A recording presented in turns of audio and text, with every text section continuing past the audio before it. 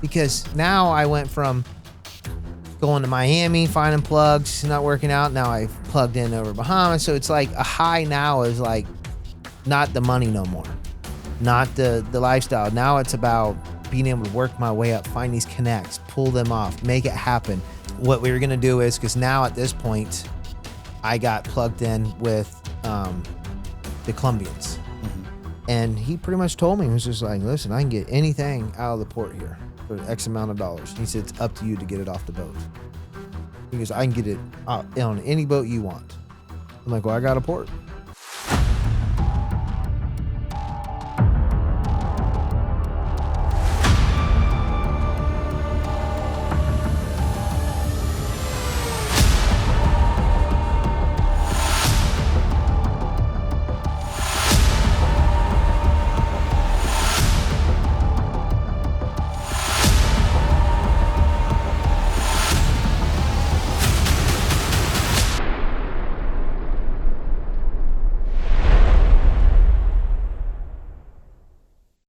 Ladies and gentlemen, welcome back to Crime and Entertainment. Got a very special guest here. He's got really a few amazing stories. We're going to get into some of them here today. Please welcome Jason Votrobek. Jason, how you doing? Good. How you doing today? Good, man. You're like the only guy that I've ever had on the show that's got like 2 careers in smuggling. Because you had a prolific career. Well, I say 2 careers in smuggling. You had a prolific career as a drug smuggler, but then also you had a whole nother career later in the pill mill side of things. It's very wild. Well, it's actually 3 because the one I leave out because I wasn't the main guy in it and oversee it all, but I was the finance backer and helped with logistics on it because of my smuggling, was the weed operation also too. I haven't really talked on, but today I'm going to touch on it a little bit. But yes, no, it was pretty crazy because I never thought about where I would go and how this would turn out. I just, like I was telling you before, it all started because I grew up in a small town that had drug smuggling. Like we were talking about the square grouper, the guy out of, the weed guys. And that was my story growing up. 5, 6 years old, sitting around a campfire with the dad out in the marsh, on the ranches and stuff like that, hunting when we were kids. And you would hear all these stories. All my dad's buddies were drug smugglers. They all went to federal prison. They got busted. All you heard about these crazy stories about landing planes down and the cops involved, and where they would put the drugs in the back of the cop car and drive it out of there to where they needed to go. They would literally cut fences and like land on people's ranches and go in there with Jeeps and stuff and get the dope and come out and put it in cattle trailers with the horses and stuff and haul it out with cowboys. The plane clipping the top of the tree was my one, because my screenwriter guy was like, what, I'm working with somebody pretty big. And he's like, what got you in this? And like, what's your backstory? And I'm like, well, I remember being like 5 or 6 years old around a campfire, my dad's buddies. And I remember them talking about how the feds were investigating this big drug smuggling thing, about how this plane was coming in and they had it on autopilot and they were kicking the bales out. Yep. And it actually was too low when the pine trees were really high, and it clipped the top of the pine tree and crashed. Well, both of the guys were still alive. And they were like begging for their life, talking about, please, we won't tell, just drop us off somewhere. We won't cooperate. We want nothing. Just let us live or whatever, while they're dousing them with gas and lit them up and burnt the plane with the people in it and killed them. And to cover everything up. So, and he's like, that's what made you want to get in? You're pretty sick. And I was like, that wasn't the part, but the cool story behind it, all the drug smuggling, was just like, young kid looking up at all these guys, thought they were cool as can be. But, at that age, I never even thought about getting into the trade, if you know what I mean. Yeah.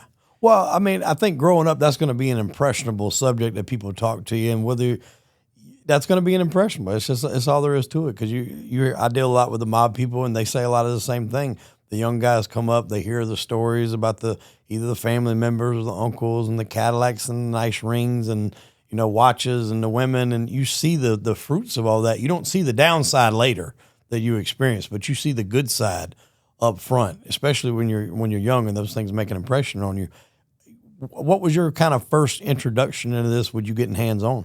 So that's so funny. So when I was really young, all the way up to like early 90s, I heard these stories, and then it's like the stories just disappeared. Everybody went to the feds. They shut the whole operation down. Nothing was going on hardly anymore. So it's like all these years went by. I forgot all about it. So then like the movies come out, and you see the drug movies and stuff, and you're like, oh, wow, it's pretty cool. But it still didn't think nothing about it until my buddy started probably like around 13, 14, started smoking weed, the green. So I started seeing that, I didn't want to get into, doing it. So they're doing it. So I was like, you know what, might as well make some money at it, So I went to school and I was friends with this black kid, and I remember him saying his cousin or something or whatever. So anyways, I ended up getting plugged in with him, and they screwed me over.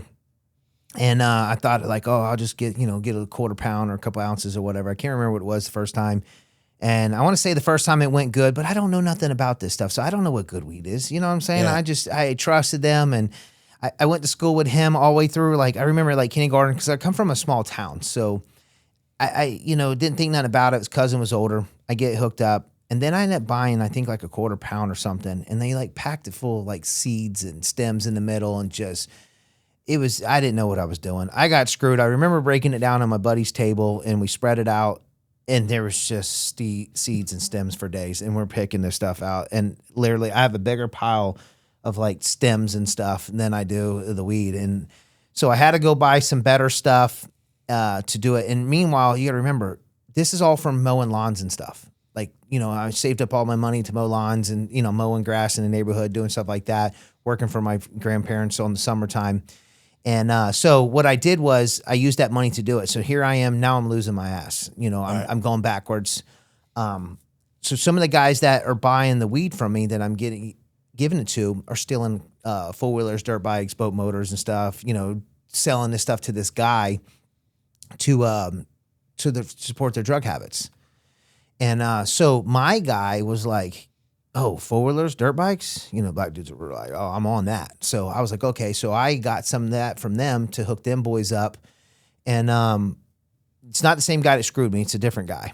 And anyways, they were into like racing cars and street bikes and all this other stuff.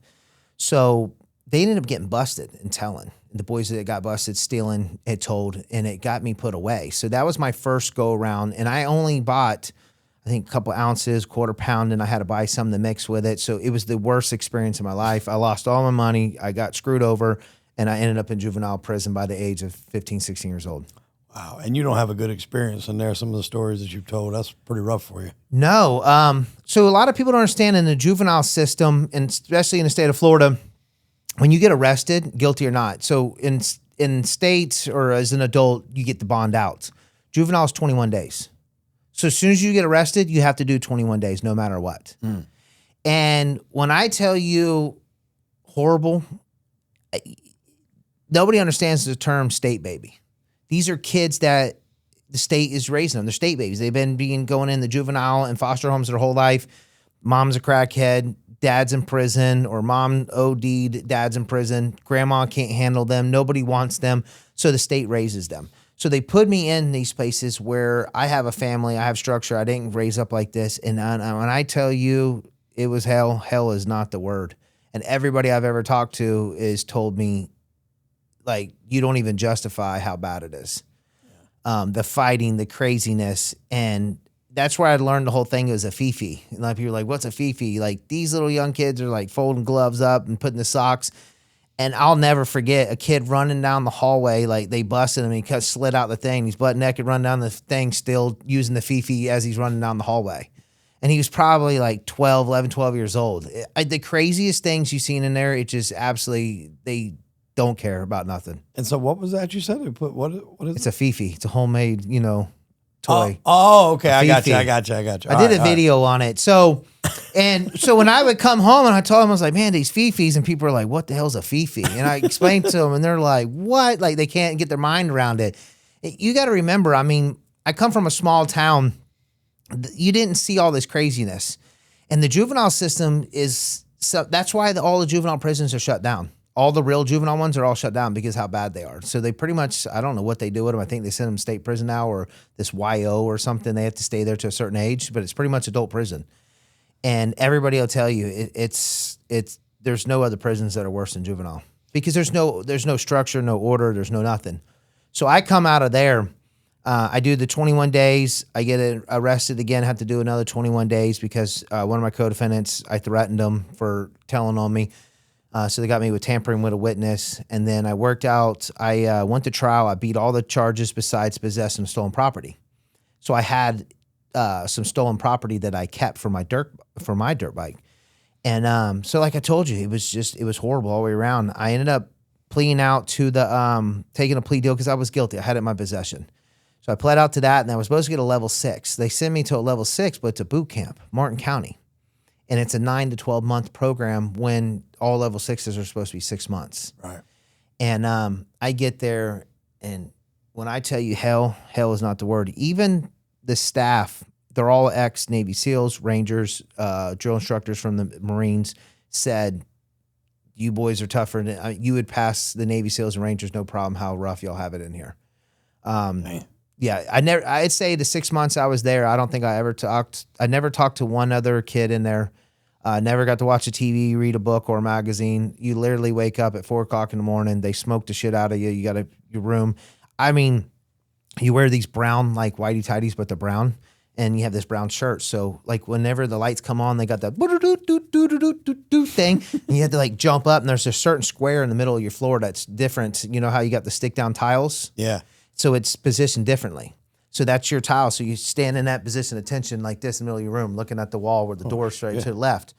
And so you have to like jump out. So you're young, morning wood, got your shirt tucked in, standing up. So they're like, they come down, they pop all the doors real quick. And they'll be like, on your door, and you got to fly out your door, slam the door, and there's another square right in front of your thing. You got to stand right there and just look across. And then, you know, of course, there's sometimes a female. She's like, I see some of y'all had some good dreams last night or whatever. And, you know, half the guys, you know, we're all teenagers, you know. So it's humiliating. It's pretty embarrassing. And then, you know, it's just, when I tell you, I can go for days about how crazy it was. They'd trash your room. You're running 6 to 10, 12 miles in the morning, sometimes 18 or whatever, doing cadence, lift out there because kids are acting up, not doing what they're supposed to do. I mean, everybody's ripped, everybody's in shape. So we do that to probably about, I don't know, probably 2-3 hours in the morning, if not sometimes longer than that. Come in, we eat, take a shower, we go to school. But you remember, we're in a room by ourselves. You have a metal bench. Your bed has to be done. They drop a quarter on it. Has to be so tight, folded in. Everything is, all your clothes, socks, everything has to, you have a locker box, has to be organized, everything a certain way, done a certain way. Everything has to be presented clean, no dust or nothing. And you have this big metal bench in front of your window. And they get this huge ash window. You sit on it. You're not allowed to look out the thing. And they slide down the hallway going real slow, looking and trying to catch you looking out the window. And you don't get no books, no newspapers, no magazines. So you literally, so on weekends, Saturday and Sunday, if you don't have a visitation or nothing to do, you just sit there. You just sit. You're not allowed to lay in your bed. Dang. All day long. So we try to like lay on the floor, and they get onto you and they pull you out, smoke you, make you sit out there for about an hour doing push-ups and stuff till they break you. Anytime I ever think about shit like that, I don't know if you've ever seen it, but there's a movie called Sleepers with Kevin Bacon. I haven't He's seen a it. security guard. Oh, it's a great movie, man. It's got Brad Renfro was in it. So it starts out, these kids from New York, they pull a little prank on a hot dog vendor. It winds up killing a guy. So all of them get sent at a young age to this like reform school type thing, juvie hall type thing.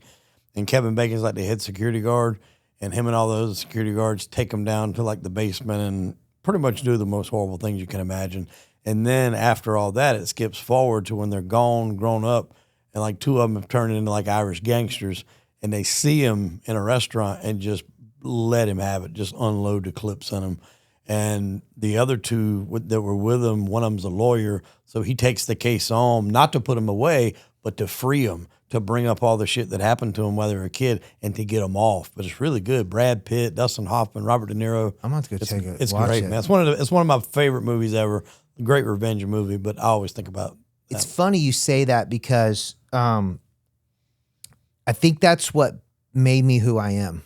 And I think that's why I ended up doing what I did and wasn't scared and go to trial and fight these people, because one thing I'll never forget, one of the Navy SEALs said, one thing that you're going to learn here is that we're going to teach you to never give up. I remember to a point where after being smoked so many times and them just for hours and hours, days after days after day, I remember bear crawling for like 3 hours to where I was so much pain, falling to the ground, and they kick you to get back up. I had blisters all over my hands. It got to a point I could sit there and do push-ups all day long, push-up position, and push back, take a break for a second, knock out 3, 4, 5 more, and sit in that position for an hour, hour and a half, just continue doing push-ups for an hour, hour and a half nonstop. I mean, don't get me wrong, you take a break, push back, but you're not allowed to break for very long. You got to knock out a couple, push back, knock out a couple, push back.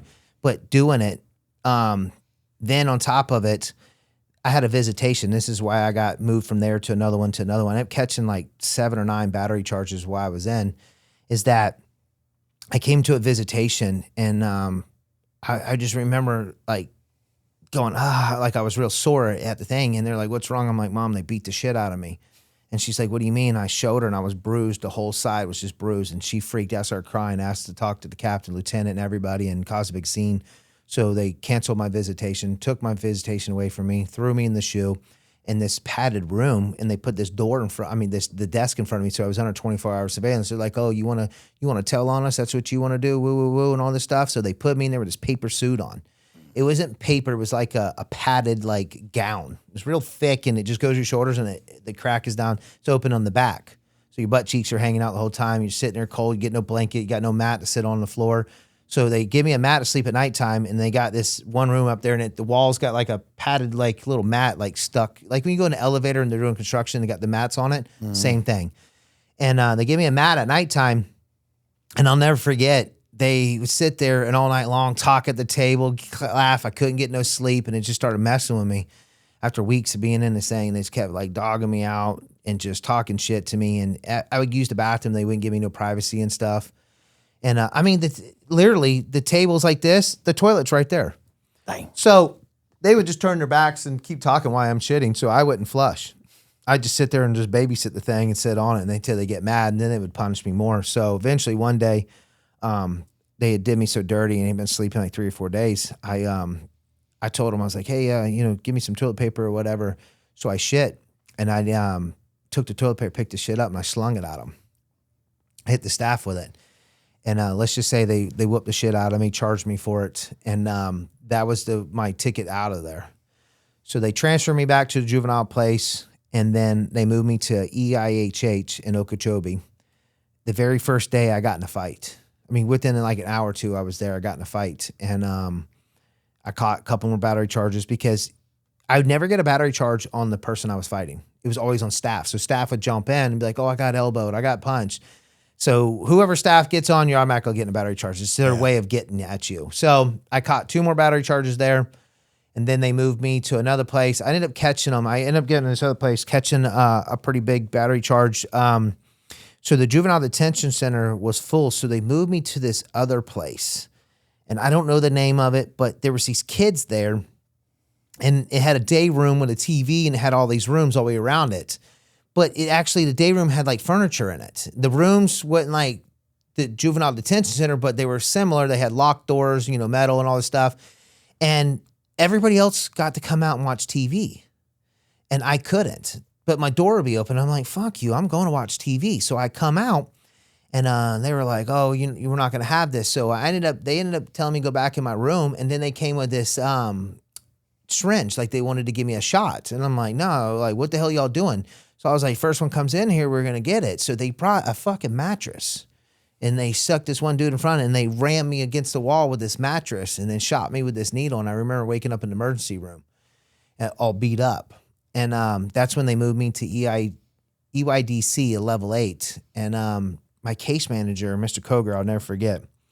And he's reading this. He's like, holy shit. He's like, what's going on with you? Like, why are you having such a hard time? And I was like, Mr. Koger, I'm going to be honest with you. I said, I don't fit in here. I said, I got a family, I got visitations, I got everything else. I'm like, these kids and these staff, it's hell. And he says, I'm going to help you get out of here. So he helped me get out. I got out right before my 18th birthday because I had to get out. Regardless, I couldn't stay after my 18th birthday. So I pretty much did all my high school in juvenile prison. I graduated in juvenile prison. Yeah, so you're coming out, like you said, not a lot's going to phase you after experiencing that for that amount of time. No, it messed me up. And so it curbed me, but I was broken. I did not want to go back. I was not wanting to get back. I was like, the hell with this. That was actually going to be my next question. So, like, and some people that comes out and they don't care. It's just whatever. Some people make the decision like, yep, I'm never doing anything to put me back in a place like that again. Oh, no. Trust me. I'd say majority of them come out ready to go. Yeah. I came out and was like, never again. I am not doing this. It wouldn't take 8-9 months. You forget. You forget. You're young, girls, partying, just having fun, doing what you're doing. But it leads right into the next thing. It's just like time heals everything. It's just like the pain of anything, like losing a loved one, anything. Once you forget the pain. Yeah. And I tell people all the time, this is what I learned at this prison bed is don't forget the pain. You need to keep reminding yourself what you lost, what you couldn't do, what you missed out on, all them things. And once you do that and you start realizing like, it feels really good sleeping in my bed tonight. Mm-hmm. You want to go to my refrigerator, get what I want out of it. Like that shit feels really good. So, that went away really quick. I was still young. I remember moving in with my brother, wanting to be a big boy, move out on my own. I moved in with my brother, and now I had to start paying bills, like full-on bills, rent, everything else, splitting the power, the electric, and the cable and all that stuff. So before you know it, making $10, $11 an hour is not doing so well. And here we go again. I'm hanging around buddies that are partying. So now instead of weed, it's the same group of guys. Now it's cocaine, powder. So these guys are into the powder, and next thing you know, it's the same guys. I'm like, well, there was a drought going on. There wasn't much, they couldn't get their hands on it. And they were talking about couldn't find it or if I knew anybody. And I was like, I got somebody. So where I was staying at, the houses are pretty close to each other, but it's not like a high-end neighborhood. It's actually like middle class, little 2-2, one-car garage houses. And dirt road. We were one road over for the paved road. I'll never forget that. And I remember that this Dodge used to show up, single cab Dodge, but it was only like 26s back then. Back in the early 2000s, 26s was like, you're the shit. Yeah. And, big chains, bracelets, the whole 9 rings, and he's a Mexican dude, and you're like, drug dealer written all over him. So I was like, I think I got somebody. Let me go talk to him. And he would come over and see this chick. And, long enough, and you see some, hey, what's up? How you doing? What's up, man? He would tell me back and forth. So I'd be like, hey, what's up, blah, blah, blah. So we'd have small talk. So my boys were like, hey, man, we can't find something, da-da-da. I'm like, I think I got somebody. So I went to him. I was like, hey, man, what's up? You got it? He's like, hey, I got you. So he hooked me up, and I went back to them. I gave it to him, and they did like, holy shit, this shit's fire. Like, we want more. So I went and did it again. And then they wanted more. And I was like, dude, I'm not doing this for free no more. You're like, why am I'm risking this for nothing? So I'd already forgot about juvenile. I done forgot about the whole thing. So here I am going, I'm a teenager, living on my own. I want to hang out. I want to party. I want to, have money in my pocket. I'm tired of struggling. So I take my paycheck. I had some money left over. I remember buying an 8-ball. And I had 3.5, and I think it was like 3.4 what it weighed out. So what I did was I put a little tiny stuff on top of it, some baby formula or something. I can't remember what I used back then. Just a couple points on it, and then I did like 0.8s to make 4 grams. Yeah. So I only made $50 off of it. So, but I did it twice in one night. So now I have enough money to buy a quarter ounce. So I went to that quarter turn in, and he had it straight off the brick. Anything I wanted. I didn't ask for this. I didn't say, hey, I want to be the biggest dope dude. And I didn't say like, oh, I remember flying the planes and this is what I want to do either. It wasn't neither one of those. You're just working your way up through the progressions, normal progressions. I was just wanting to do it just to make an extra couple $100 a week. Yeah. Within weeks, I'm making a couple $1,000. Because you got to remember, timing's everything. Mm-hmm. A drought, fire stuff, straight off the brick. I'm not cutting it. I only cut it the one time just to make the 4 grams. So you got to remember, everything was in line. So I literally took over everything, clientele. I'm pushing ounces in no time. This you got to remember, I'm about 19 years old. I'm pushing sometimes 10 to 15 a month. I'm making average $5,000 per one. But I'm actually making more than that if you think about it, because some I'm breaking down. Right. I'm not stumping them, but some I'm breaking down, and people are like, "Oh, your numbers don't add up." Because I told myself I wouldn't spend no money until I had like $250,000 saved up. Right. And here we go again. Before I knew it, I was too big. It just happened so fast. And people were like, "Well, how do you like you had to plan it?" I'm like, I didn't plan it. Like, once your phone starts ringing, your boys are hitting you up, and then the guys that they are buying from are hitting you up. So you're selling them ounces, and then they're buying quarter keys, and the shit's moving so fast. And you're selling, bricks. Back then, I'm paying like 18.5, which was like unbelievable prices, and it went from 18.5 to 21, like 23, 25, And then towards the end, the last one I paid for was like 32. And I was like, this is just absolutely insane crazy. So I started pushing quite a bit, and this guy right here could get whatever you wanted. It just happened really quick. So what I did was I started saving my money. Don't get me wrong. When I'd say people would be like, oh, it doesn't add up your numbers. And I'm like, well, listen, I didn't go buy fancy cars and houses. Right. But did I go out and have fun and do dumb shit and go to strip clubs and blow a lot of money and do shit? Yeah, I did stuff like that. But what I meant was, I tell people all the time, I wasn't a flashy guy. Right. I wasn't going to do nothing until I had a certain amount of money saved up to do what I want. So as soon as I had $250,000 saved up, I ended up buying a house, buying new vehicles, and doing stuff. Because once I got to a certain extent, I started laundering that money. Yeah, I was about to say, you got to figure out a way for it to at least seem legitimate. Well, I had, so So my guy taught me how he laundered his money, how to do it. So he started up a lot of, like, I wouldn't say fake businesses, but businesses that were never intended to grow. Yeah. If that makes sense. So what he would do is he would start a business and he would literally just pump nothing but the drug money into it. So he'd buy all the materials, everything was paid through the drug money. And he would literally underbid jobs, bid them cheap just to get them or whatever, just to break even. He didn't care about making a penny. All he wanted to do was just to make enough money to pay everything. And, you know, lawn businesses are great, pool business, because they're cheap to get into. You can buy accounts from people. You just call them people like, hey, what do you want for your accounts? Your shit counts. You buy all the shit counts. So now people are like, oh, dude, he's got 2 trucks going. He's mowing all these lawns, but they don't know that you're not making a penny. You're just whatever in it. So another one of my guys was like, you need to get into buying stuff for cash, getting a good deal on it, not even really carry a good deal. I didn't care. He said, yeah, but I didn't.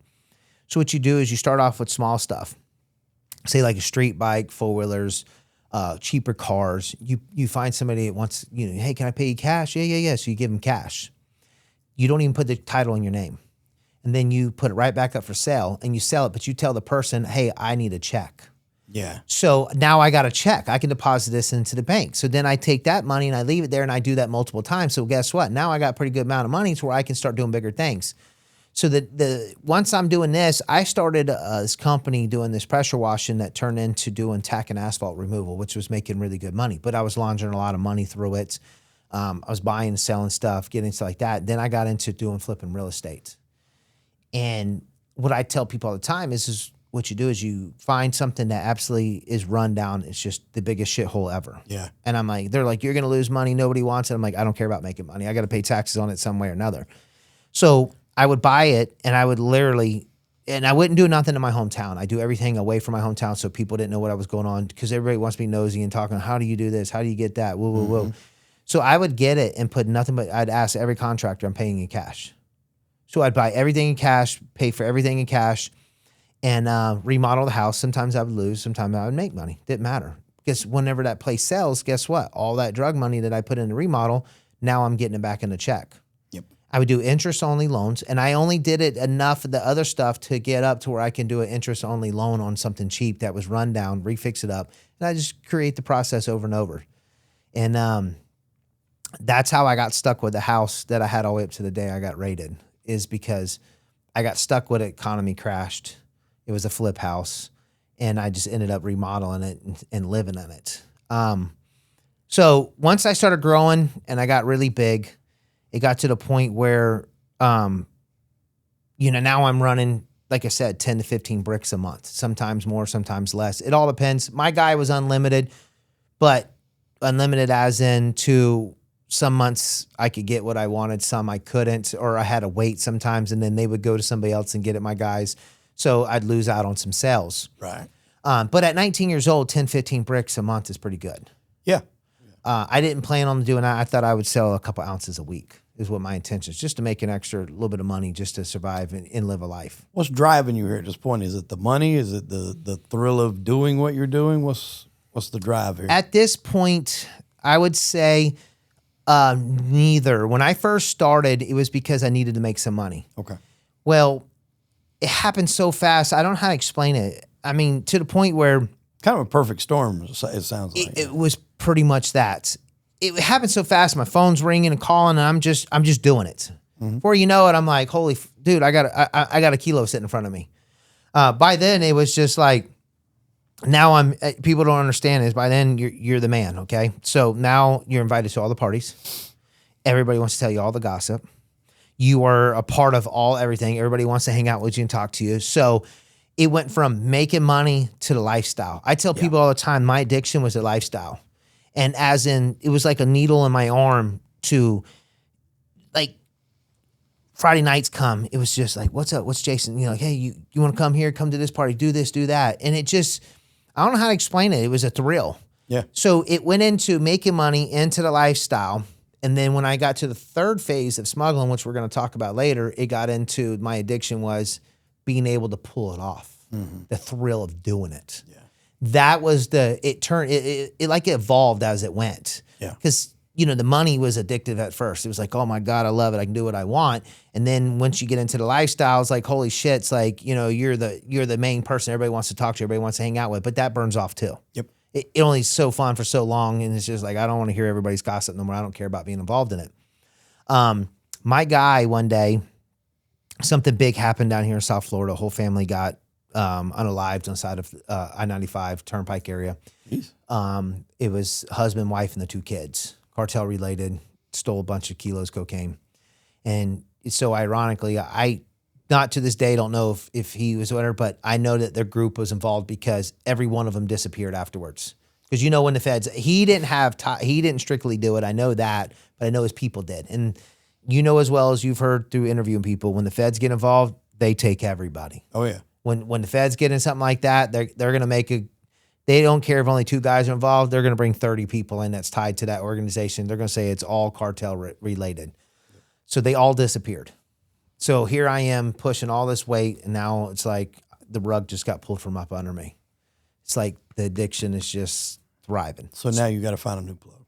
And this is where I tell you where the perfect storm was the perfect storm for me, because now I know why it's not as easy as get as big as I did, and how people that do is usually because it's who you know, nothing else. I don't care what anybody says. Anybody can be a drug dealer.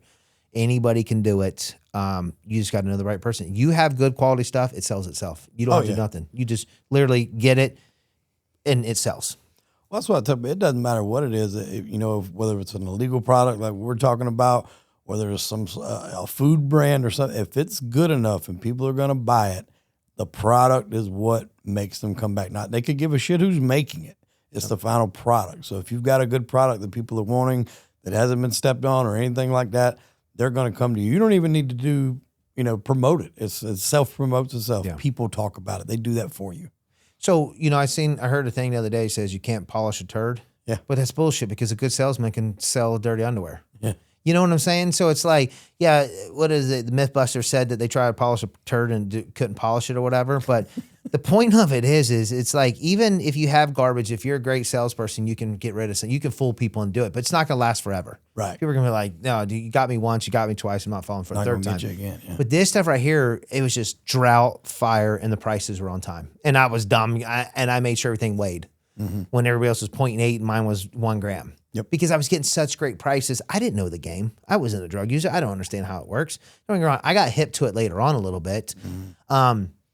So now I'm having to find a new thing. So guess where I go? All I hear is Miami. So I go to Miami. I get tied in with these Cuban dudes, and I'm dealing with these other people. And it just seems like everybody says, I'm like, hey, I need 5 bricks. Oh, yeah.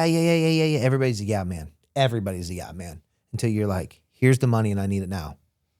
And they're all like, well. And it's like, bro, you just told me you can do it. So can I dig a little deeper into that real quick though? Like, so you make these connects in there when you go to Miami. Was these people you didn't know? Or did you have some contacts or? Well, when you get into the game, you push that much weight, you start selling to other drug dealers. Right. The 10 to 15, I would only break down 1 a month. The rest of, probably more than that. Because some of them I'd sell like 9, 18 ounces, to smaller drug dealers. But when I'm selling 10 to 15, 5's going to this dope boy, 5's going to this other one. And then I break a couple down in quarters and halves. And then I'd break down 1 myself, right, like in 8 balls and grams, and my people make extra money. So, you got to remember so I made connects. So now I'm getting on the phone going, hey, like, what's up? And, you know, so I'm calling around and they're like, yeah, I can get it. So they're like, hey, we got to go see my boy. And it's always, it leads down here to Miami. And I'm thinking like, okay, Miami, like all I ever heard about is Miami. So I'm like, okay, I'm in. I get down here. Well, I got to call such and such. So they would have to like call around and like find a brick from everybody. So instead of 5, I get 3 and they're not the same bricks. One's good, other cards. And I started getting to the point where they would like repackage them and the top is good and the rest of it's garbage, fake cut. Because you can buy the cut down here in the flea markets back then for like $900 for a kilo. Mm-hmm. And it's got the flake, it's got the numbness, it's got everything besides the oily feel. It feels like silk. It doesn't melt in your hands like butter. Mm-hmm. See, like real Coke, when you touch it, it just melts in your hand. Like literally the temperature and the oil of your skin will just melt it. It'll just turn to mush in your hands. It won't do that. So I'm getting screwed over, just like in the weed game. Now I'm getting tooken for a game again. Everybody says they can get it. They got the best. I'm like, well, here's the money. Let's get it. I'm paying the full. Let's ride. Whatever you want, let's get it. And I can't score 1-2 bricks at a time. I'm getting screwed over. The prices are ridiculous. I thought about giving up. And then I was like, you know what? My family's got a house in Bahamas. I've been going over, so I understand what it's like. Let's go. So we made a trip to Bahamas. Same thing. Everybody standing on the corner selling. What do you want? What do you want? They're charging American prices for shit they're paying pennies on a dollar for over there. Mm-hmm. Can you get an ounce? Yeah, I can get an ounce. You get an ounce. It's cut. It's not that great. So you're paying, I think, like $400 or $500 for an ounce, but you want a gram, it's $50. You want 8 balls, it's 150. But ounces are half the price what you pay here, though. So I'm like, okay, what about 9? Yeah. And they can never come up with it. So I'm like, are you fucking kidding me? They can't even come up with 9? Like, this is Bahamas. Like, all I've ever heard about is it's whatever. So nobody can come up with nothing. So I finally scored my first brick. I finally get a hold of this one guy. He's cruising the block in his car. It's got rims on it. And he thought it was something cool, but it was like a Buick on some rims or something. I'll never forget. It's like a champagne color, like a tan of champagne. I don't even know what color it was. Like colored them bands on that damn money. So he kept rolling. This is multiple times we've been over there, and he would like do La Calle. La Calle is a tourist spot, right? It's where the casinos and it's where all the tourists go. And he would just sit there and just cruise around in his car, make circles all the time. So my boy, he's pretty wild, crazy. He's just like, yo, hey, what's up, man? And like hops in his car, and dude's like, what the fuck you doing in my car? So me and my other boy just hop in, and he's like, oh, you're gonna be our tour now. And he's like, well, I'm gonna take you to my restaurant. Like, if I'm gonna tour around, you're gonna go to my restaurant and spend some money. So we go to his restaurant, we spend some money, we're hanging out with him. He's like, what the hell's up? And we're like, well, what are you doing cruising the block? Like, who are you? You're only one on rims around here. And he's like, oh, I own businesses. We're coming to find out, he wasn't a drug dealer. He ran all the underground casinos over there. So he had all these underground casinos because the Bahamians can't gamble. Mm-hmm. But he knows everybody on the island. His family are pretty big on the island. So he's like, I got people. So we score a brick. I think we paid like $13,500 for it. So I was like, oh, hell yeah. Because back at home, it's 28 now. Yeah. You know, it's 28,000. I'm like, perfect. Like, phew, this is good. So I shoot, we bring it home. We boat it across. We go back and we start scoring. And people don't understand. I'm having a hard time getting 5. Like, yeah, we can get it. We get it. We ran into problems after problems. And they don't get a lot of, so from what I was told and what I know, I'm learning different now because a lot of the boys over there are reaching out to me and are like, bro, you were just woo. And they know me from such and such and da-da. So they cutting up stories after seeing my one podcast and Johnny. So so they would only get, their guy would only get like 400 at a time. And what's name's like 400. I'm like, yeah, it's only 400. And he's like, 400's a lot. Well, it's not really, because think about it. You have, when I'm over there, literally, I remember going over and waiting for shipments to come in and see the same people every time. Yeah. And I'm looking around like, hey, what's up with, like, I'm seeing the same people and like, what do you think they're here for? Same thing you are probably. And I'm like, this is not good. Like, they're recognizing me like I'm recognizing them all at the same time. So like, I need to go hide out somewhere. I'm not going to mention your name no more. They got mad at me for mentioning their name where I used to hide out. They weren't in the drug game, but I mentioned their name and they're like cussing my buddies that are going over there. So I'm like, you better tell them to quit saying that shit on the podcast. So I used to hide out this little place, this little resort thing on this little canal that we'd hide out on the opposite side of the island. And I would hide out there so nobody knew what I was doing. Mm-hmm. because I came into customs one time, and I kept having a problem with this one customs guy, big old dude. Kept having a problem with him. I told my dude, I'm like, this dude's giving me a hard time in customs. I'm like, I'm gonna quit checking in, because a lot of times I didn't check in sometimes. And he's like, who? And I told him, he's like, oh, that's my boy. So he calls him up right there. I was like, hey, man, you know, my boo, boo, boo, boo. And he's like, he'll never be a problem again. So I'm like, okay, cool. So we come in. He doesn't give me a problem. As soon as I get to a payphone to call my dude, he's like, yeah, I already knew you're on the island. I'm like, well, I'm not checking in no more. Like, now these people are noticing me. I'm noticing them. Now customs is known as to contact you when I come on the island. Like, this is not, I'm not good, because you got to remember, there was these 2 or 3 white boys from West Palm, gold teeth, ghetto white boys. And I don't know how in the world, like, you better be wearing Guy Harvey fishing shirts. You better fit the thing, Costa glasses. Like, you better look like a white boy out there, not no ghetto, not no city boy, no nothing. Like, you got to look like you fit in that ocean or you're going to get messed with. Okay. Mm-hmm. So how these boys are doing it, I don't know. I never got the full story, but they were boating it. And how they got away with it all those years, they were big time in it. And how they got busted, as soon as we got on the island, and the reason why the door opened for us, why we were able to get a little bit, was because they got knocked off. They were over there partying so much, like going to all the nightclubs, making a name for themselves, balling, spending money. So the local agents started catching on, like hearing wind, and started watching them, see what they're doing, and picked their operation and busted them. So once I heard that story, and then I noticed that all the same people were at the same time, and then I'm noticing, you know, then the customs, I'm like, nah. Too many people. I don't want to be those guys. So I started hiding out at this little resort. And so whenever you get the 400, get back on that comes in. So they bring it from like Dominican, Puerto Rico, or somewhere, Cuba. I don't know. But they bring it on these like 16, 17-foot boats that are like banana looking. They're skinny, like you see where they haul the things, and it's got like a, you know, rudder, like a 150 on the back. Yeah. And then they go from island to island because they don't register on the radars because they're, you know, real cut low, small boats.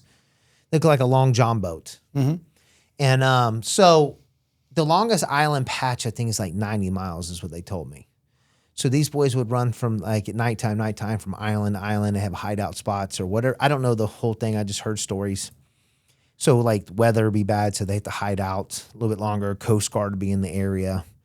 So they would have to, like, locals would be like, hey, the Coast Guard's in the area. So they'd have to hide out. They couldn't move. So we would shoot over there. Like, I had 2 guys in Coast Guard who would be like, hey, Jason, time is not good. We're patrolling on this side, you know, and I find out. And they're like, hey, we're patrolling on the east side of the islands. You're good. I'd always hit one of them up and ask them where they're patrolling at. And he's like, hey, we're patrolling over here. And whenever they were patrolling in my area, they'd always say, like, hey, stay out of there. Like, we're on to some stuff. Right. So besides having that as a problem, the next problem was I go over there and they're telling me, like, hey, you know, shit's good. Like, come on, fishing's good. Come on. So I'd shoot across and like, oh, the weather's got the boat hold up, supposedly. Oh, the Coast Guard's, you know, whatever. And after 3, 4, 5 days, I'm like, dude, I can't stay over here gone. People are, you know, like, I'd take off and nobody would know where I'm at. You're just gone too long, people start asking questions. So I'd have to come home empty loaded. And then all of a sudden I get a message like 2 days later, oh, it showed up, man. You should have stayed 2 more days. Or I get over there and it's already sold. Yeah. So I've made a lot of dry runs. I'm like, dude, this is becoming a nightmare. Like, I can't even stay plugged in on the island. It gets 400 bricks all the time. And it's got to be driving you nuts too, though. At the same time. Well, this is where my third addiction came in, because now I went from going to Miami, finding plugs, not working out. Now I've plugged in over Bahamas. So it's like a high now is like not the money no more, not the lifestyle. Now it's about being able to work my way up, find these connects, pull them off, make it happen. You know, now I'm starting to learn. I went and talked to some of the old timers, and he told me, he was like, listen, he's like, if you only doing a small amount of drugs, do not hide them in nothing. So like a laundry bag net, or like, you know, like they put lobsters in it. It's a, you know, like a net bag, you know, your string's got little holes in it. Yeah. So he's like, listen, put it in something like that with a weight. He says, don't put a weight where it's too heavy, where it goes straight to the bottom and you don't want to throw it out. Because you see the videos all the time, them throwing bales out. What are they doing? They throw them out. Floating. So why even throw them out? Yeah. Why the fuck are you even throwing them out? Like, it's just the dumbest thing I've ever seen in my life. Like, being like, come on, you got to have some brains. So my dude was like, listen, you see when they throw them out and they don't sink? He's like, you want them to sink. He's like, but you don't want them to sink where they go straight to the bottom. Because Coast Guard will never intercept you out in the middle of the ocean. They wait until you get out of international waters into our waters, which is like 4 to 6 miles, I think it is. The water's like 90 foot deep. Okay? You put a big enough weight, it's going to go straight to the bottom, 90 foot, pretty simple, and they'll dive down, they'll find the shit, okay? Yeah. They will dive. He's like, the current's still pretty strong. So he's like, you want to put a weight heavy enough to get it to go down, but travel before it hits the bottom or just never really hits, just skips and keeps going. You don't want it heavy enough to where, like it goes underwater. But so we practice with the same type of weight type thing and like practice, see what it does. And I tied a rope to it to see kind of what it does. So I knew that's what it was. So I just throw it right on the front of the boat, like in a latch, and go. And if they got close enough, I just winged the shit on over. If I never had to, never had a problem. Then once we started getting into that, I had got a dive tank, and I was going to have my buddy, I had a machine place that had somebody to do it, is to take it and cut it at the bottom because they got these plastic caps that go on the bottom. Mm-hmm. So you can put them in these little holders, and they look like you can put a wrench on them, like a nut at the bottom. So it goes in there and locks in and won't move in these holders. So I had pulled that off and we put it in the lane when they cut it on a CNC machine, cut that thing. And then we put a bladder inside of it. So they built this thing that goes in and then we welded it. So you can pack the drugs in there and then put it back on and had the pins. And then I'd take some of that Bondo putty and then spray paint it and put the cap back on it. And then you have air in the top of it still. So the gauge still shows because about this far up, that piece that goes up and stops. So there's about this much so you can still put air in there. So you can pop it off and it shows on the gauge. That's pretty smart. So, because if the gauge was faulty, they would obviously know something was going. If you pack the whole entire thing, they're going. Yeah. So, and then you don't want it to have air with the drugs in it and pop it off, and then dogs or whatever. So we were thinking about all that stuff. So I had quite a few of those done, and depending on if you broke them down, whatever, you can get like 3 bricks in each one of them, 3-4 bricks, depending on how much you pack them. Because depending on certain stuff, I didn't care about it falling apart, but a lot of people want it still in brick form. Another thing is a lot of people don't understand is like real bricks, like you can tell a repress from a not press, like a repress from original. So for some reason, and once I got tied in with the Colombians, when we get to it, they had told me that when they do the presses, like in the jungle, it's usually got like wood press. Like, so when they build their stamps that press into the coke, they're done like out of wood and they're like rounded. So if you ever seen it, it looks like they have like, you ever seen it where it has the like wood grain in it? Yeah. So a lot of the time it's wood grain or it's like a fiberglass cloth look where they put the cloth over it and then they press it down so it doesn't stick or soak there's a reason behind it. So most of the presses are done out of wood.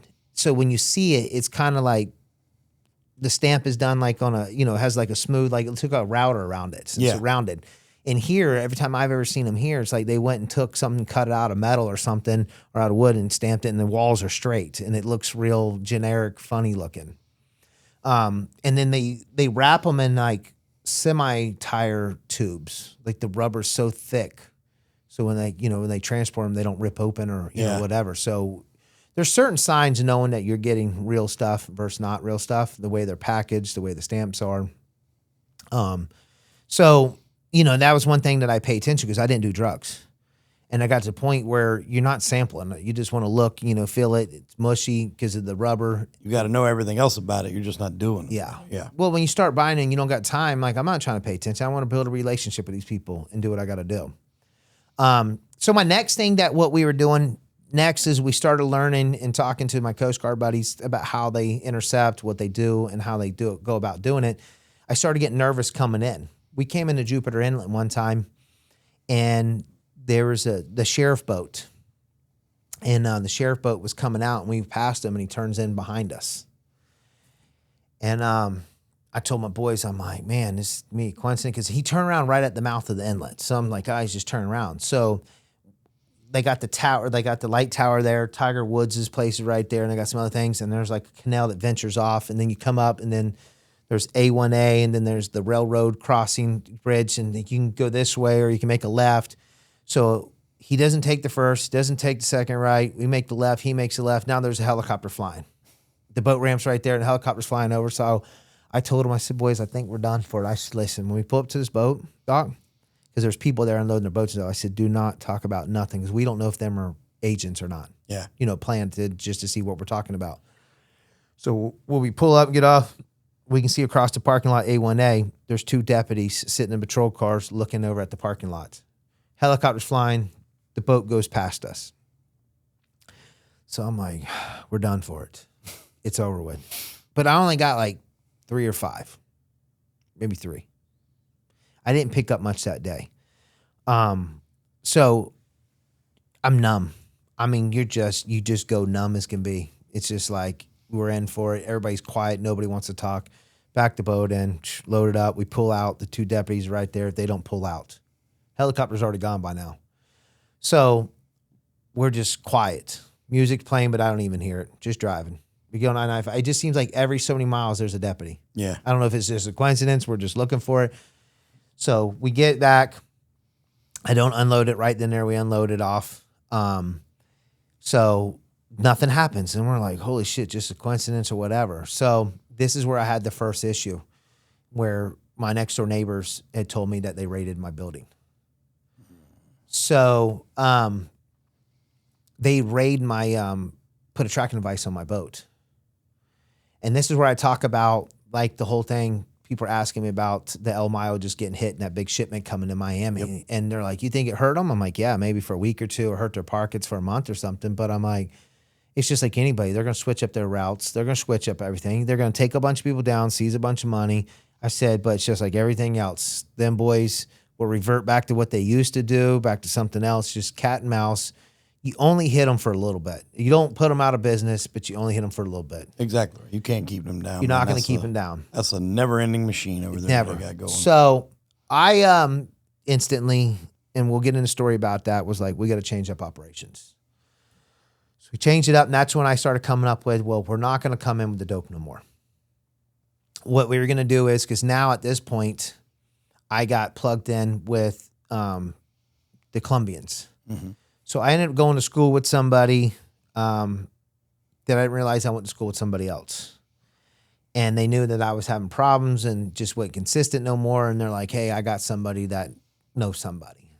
And they wouldn't live in our hometown no more. They're living out in Miami. So we made a trip down and they're like, well, we can introduce you to my cousin. So I'm like, okay, what's up? And they're like, well, we got to go to Cali, Colombia. So we go to Cali, Colombia. I'll never forget. He just got kidnapped and held in Ecuador. I think it was Ecuador for a $6 million ransom, and they took all the drugs. And literally, he just flew in that day or the day before. I think it was that day. And he's already back to business. Like, hey, what's up, man? What you? And we're going out, and he's not even missing a lick. Like, I want a good meal and this and that. I don't know. Or let me take a break for a month. It was right back to business. And that's why I brought up, they don't stop.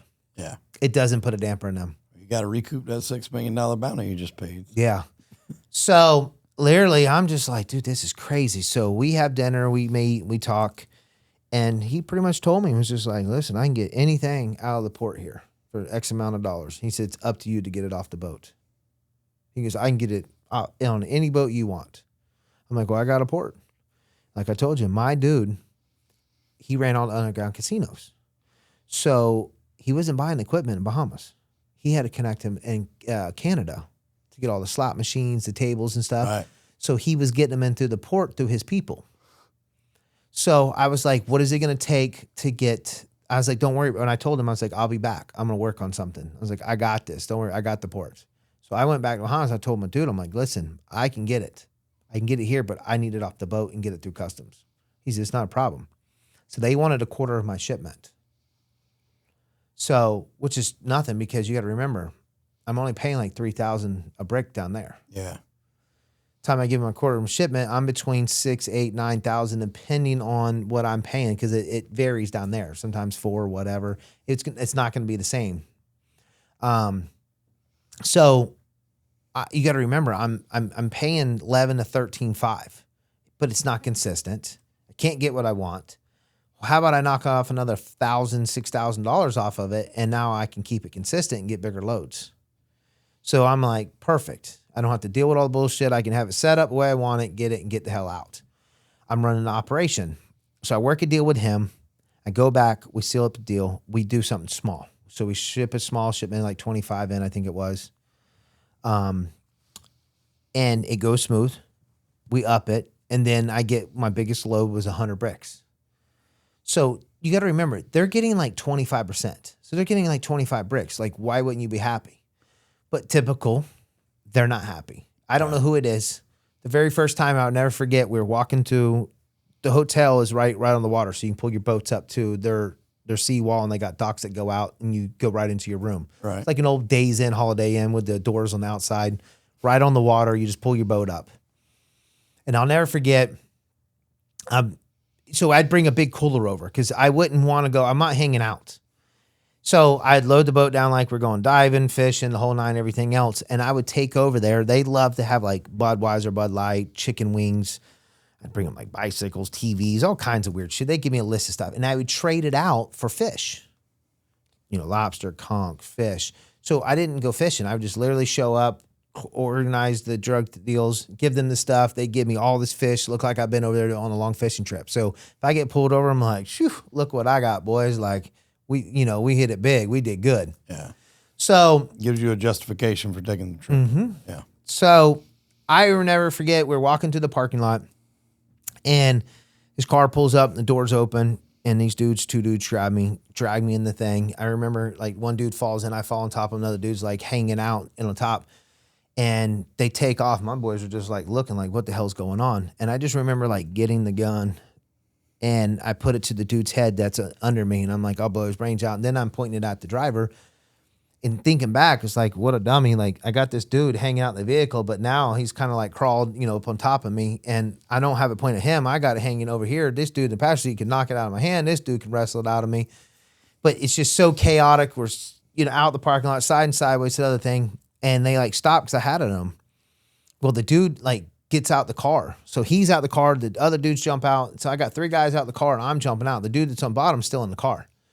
So I jump out, and these dudes are sitting there, and it's not, I didn't grab nobody. So I'm walking backwards with the gun in my hand, and I'm thinking like, what am I doing? Like, now I'm open target. They're hiding behind a car. They're just staring at me. We're at a stop sign, and there's still kind of like a residential area.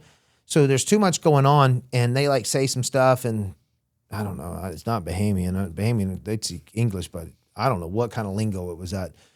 But they said some stuff, and they just kept looking at me like, yeah, we'll be back to see you type. So I get back to the hotel, and me and my boys are like, I'm like, dude, I'm not staying here. So we go take the boat. We go about 3-4 miles off the coast, and we sleep on the boat on shifts because the drugs are not ready yet. So once they're ready, we sweep back in, pick up the shit, and get the hell up out of there. So I told my dude, I'm like, what the fuck's going on? You need to figure out who did it. I'll figure out. So we scheduled another shipment. We let things cool down. We said another shipment. And this is where I think my guy was behind it, because it's like, or somebody at the port was leaking it. Because here I am doing another 100 bricks. And they, I show up, and I'll never forget, we're walking with the cooler full of fish and stuff. I done traded everything out, walking the cooler. And I just remember this dude getting out of this car. And I remember like holding the cooler and like looking back because I'm in the front. My boy's there. And I just remember this dude getting out, walking to the parking lot. And, their cars are not like, they don't got trucks. They got little Zuzu Rangers. And like little bullshit cars. So this dude jumps, gets out, and he's looking at me. He's like walking around the thing, and he's got his hand. And instantly I already knew like something just isn't right. You get that feeling? Oh, yeah. Gut feeling. And I'll never forget, he pulled that fucking thing out, dude. And I dropped that fucking cooler, took off running. And my boy, he took off running, but he ain't after him. He's after me. So he like runs around a car chasing me and trying to shoot at me the whole time. So I get the hell up out of there. I just keep running through the cars. He unloads, I don't know how many, how you said in your thing that you thought it was 2, but it was 3? Yeah. So same thing here. It sounded like a whole clip, but I don't know. There was no investigation. Yeah. So anyways, I get the hell up out of there. We leave the cooler. So I think that the drugs are in the cooler or something. I don't know, because they took the cooler. Yeah. So I get the hell up out of there, dude. We get the transaction. And this is where we were setting up, because now we're running big shit. We're not doing, we can't run the dive tanks no more. It's too much to put on the bow of the boat to throw it over. So what I was going to do from here on out, after when I got kidnapped the first time, when they tried to kidnap me, was we were going to take an ice chest. And off of west end of Bahamas, Freeport, the sandbar goes out like another 30, 40 miles, where it's like maybe up to 30, 40 foot of water, maybe 60 foot, maybe at the most. We were going to sink an ice chest off a GPS location out there. And then I was going to have them guys drop the dope off into, like have it set up where somebody over there drops the dope off. So I don't even go to the island no more. Yeah. I literally just go out there like I'm fishing. Don't even go near another boat on the radar if they're watching me. Dive down, get the dope. And then I had another boat fishing the weed line. So like where two currents stuff come together, it creates a weed line. Like all the trash in the ocean comes together on the weed line. Right. And have a beacon on the thing so they know when we're coming across to, to start fishing. So once we hit that weed line, I throw it over. And they would be close, within like a mile from where I'm going to intercept. So they keep fishing the weed line, pulling, their baits. And I just come, I don't even slow down. I just see a good one coming. And I just sling the shit out. And if it's not even on their weed line, but they kind of know where I'm at to switch over or go to it. So they just continue fishing while we come on in. And they grab it and they continue fishing. We come on in empty loaded. And then they come in whenever they're done. Because they're not going to mess with them. They're only, I don't know, 9, 10, 12 miles out at the most. You know what I'm saying? Right outside of international waters where everybody's fishing. There's hundreds of boats out there on the daily thing. We didn't intercept a boat. It ain't like on the radar they showed up with two boats stopped together, Right. So they're watching it. They just see all these boats out there fishing the weed lines and fishing bottom, and we just come flying on through. And that's how we were going to set it up to get away with, getting kidnapped and all the bullshit going on and everything else. But after that happened, I came home and my daughter was just born, and I'll never forget. I was like, I'm over it. It became the money, the lifestyle, pulling it off. And then it's just like that wore off. Everything's just got to the point where it's just, I couldn't do it no more. I made a bunch of money and I had these little businesses going and I had everything else going. And I was just like, you know what, dude, I done made good enough money to do what I want to do. I don't have to do this no more. And I was prepared to go to prison. Don't get me wrong. I mean, I accepted that, but not to die. Yeah. Not when you have a kid. I mean, as well as I know, you have a kid, it changes. Right. Oh, yeah. Everything, all the decisions, the drive to stay alive for whatever the situation may be, it's also you can be around for them. Yep. So, that's my whole thing is that people don't understand this. So this is where I have an issue, and I'm going to start doing some motivation speaking to juveniles and stuff and younger people, because everybody always told me like, oh, you're just going to get 5 years. Oh, your first time finch, you'll just get 5 years. Dude, there's dudes that get caught with 10 bricks first time and get 30, 40 years because nobody understands it. It's a score sheet. It's not, oh, it's your first time. So, once I got busted for the other thing, which will be on a separate episode, but I didn't learn none of this stuff. And if I would have known this, I would have never done probably the things that I'd done. I'd stay at a smaller level like the guys that do and stuff. Nobody told me. Everybody kept telling me, oh, the first time you just get off. Oh, this, that. And just like the gangster movies, do you ever hear about what happens to them and why they got out and why they didn't serve the rest of their life in prison? Do they ever talk about it in them? Well, in the movies, no, but sometimes, but it's more or less the glorification of the life while it's great. So that's all I ever seen was the glorified part. I didn't get to see, like, do you realize what it does to your family? How your daughter watches you grow up you watch her grow up from visitation rooms once a month or every 2 months. That's the whole point to this whole thing. It's like, I did all of this not knowing the consequences. When I tell you not knowing the truth, I mean, I knew I was going to prison, but I didn't know I'd go away as long as I did or get what I was looking at, if that makes sense to you. No, yeah, it does. And I remember I'd heard you say that in a couple episodes. How many people do you have working for you? Like, I want to say organization, but how many people do you have working hand in hand with you? I had quite a bit of law enforcement and stuff on payroll, but my inner circle was very small. And that's it. One of the things is what the agents told me is that they could never get a wiretap on my inner circle. And that was good. So unique about this whole thing. What made my high so bad about like pulling it off. Here you got a white boy from small town, not a gang member. I don't use drugs. I'm not affiliated and none of that stuff. So it was like, how was I able to work my way up to the top of these things so easily and not even being a drug user? They were like, hey, I'm like, no, I don't do it. And they like look at me. But I was able to pull it off. And that was my high towards the end was like, can I make him convinced? Can I pull this off and do it? And I tell people all the time, the addiction's just not using. There's addiction to every part. Just like people have gambling, sex, everything else. My addiction was the money first. Money literally will make you addicted. Oh, 100%. Doesn't matter what it is. And then the lifestyle, like you hear so many guys talking about lifestyle, the money wore off, then the lifestyle wore off, then another thing wore off. It's just one thing after another. But when I get into part 2, when I come see you, I promise you, the money was an addiction again when you get to a whole nother level of making money. Yeah. So, and this was something that, because I know when you done the one with Johnny, which I listened to before we did this, y'all done a separate episode, which went on his Patreon when you got into the whole pill stuff. But what was kind of your exit from that smuggling, though? The exit was my daughter. So when I came home and held her, she was only 4 or 5 months, maybe at the most. And the first 3 months, you don't get to do nothing with them. Right. It's too much crying, shitting, and sucking on the titty. Like literally 3 things they do for the first 3 months and sleep. Yeah. That's it. If they're not sleeping, they're crying and pooping. And they're crying because they have a dirty diaper and they want to feed. And they feed and they go right back to sleep. And you're like, what the world? Like, what's the point of being a dad? But after them couple months where they're like, they can hold their head up and they're looking at you and stuff and they're falling asleep to your heartbeat on your chest. I just came home and that chased me around, pang, pang, pang, pang. And I was just like holding her. I was like, they're going to get me. Yeah. They're showing me they're going to get me. And what for? And then my guy's telling me, like, I don't know who it is. So that right there played a role in it, too. It's like, what do you mean you don't know who it is? Like, you run this island. Yeah. Like, how do you not know who it is? So it made me think, like, are you a part of it? Well, so, you said you were making payoffs to certain law enforcement. So I know you weren't necessarily meeting with them directly. Nope. But was that for just keeping them off you? Was it eliminating competition? Was it giving you insight into what information they may or may not have had? All just insight. So how I was getting paid, I had one guy. So what happened was how, just like anything, just because they're law enforcement doesn't mean that they don't like certain people. Oh, yeah. Just because I was a criminal didn't mean they didn't like me. They still shook my hand. They knew. I had law enforcement. I'd literally show up to our restaurant in town. It was called Bono's at the time. It's 14 Bones now. And there's he tried to run for sheriff. I'm not going to mention his name. I talked to him, friends on Facebook. He was running for sheriff just recently. He lost. And he, which I supported him, which is ironic, funny, because you're going to hear the story. It's pretty wild.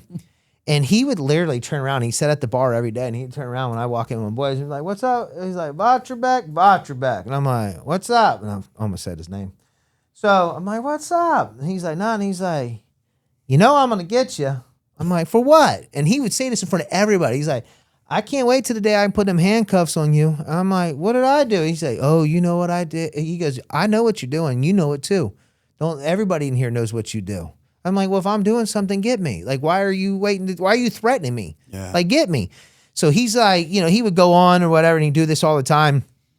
And then after everything went down, we talked, and and he's like, I was just messing with you. He goes, I was a detective and murder and all this stuff. And he goes, that was my way of I felt like, to me, it was my way of letting know, like, hey, your name, it's like, normally they don't say that stuff. You know that, right? Yeah. They don't say, hey, Jason, we're going to get you. Yeah. So that was like one way, like how people would tip me off. So I had this one cat, and one of the main guys, multitask agents, liked me, loved my story, but didn't know me personally, but knew somebody that hung out with me. He was like, hey, let Jason know this is what's going on. So I gave him money. He was like, you let him know. I appreciate it. Whose hand it went to, I don't know. Mm-hmm. But that's how it always worked. So I'm assuming that it got back to him, and then he told somebody, because then somebody else wanted to tell somebody. And then it's just like, it was a revolving door. So then it was like, hey, da-da-da-da-da, and I would start paying. So I don't know what the deal was, but it just seemed like once I started paying and the word got around that I was paying a thank you, like a appreciation type thing, it just like the information just kept coming. Mm-hmm. And then Coast Guard. And then we had a DEA agent that was given a Cental. And so, which they cost a lot more. Just want to let you know that. Their payoffs are pretty big. They'll hurt you. I imagine so. They hurt you. I imagine they get bribes from everywhere, everybody. It's probably uncanny the amount of money they can get on the side. I'll tell you this. My co-defendant paid between $15,000 to $20,000 just to be told he was being federally investigated. Just to be told yes. And then I heard it was more from somebody else. Once he said that, the indictment was signed and waiting to pull the trigger to whatever. And it was, I heard around 40,000 get that information. Wow. So I haven't told that to nobody else. So the price gets pretty big. Locals, $400 or $500, You know what I'm saying? Like, that's a paycheck. Show that off. Or, you know what I'm saying? Like, hey, just want to let you know, like, so I'll tell you a good one. How it really started was, I'll tell you the very first payoff. Somebody got arrested. And the cop told a buddy of mine, let Jason know such and such got arrested. I was like, holy shit. Didn't have nothing to do with me. He thought he had something to do with me. He did something to somebody else. He was dealing with somebody else. So I was like, here you go. And then that's how it really started. And then what happened was I contacted his dude and was like, hey, listen. He's like, oh, he'd never do that to me. He'd never do that to me.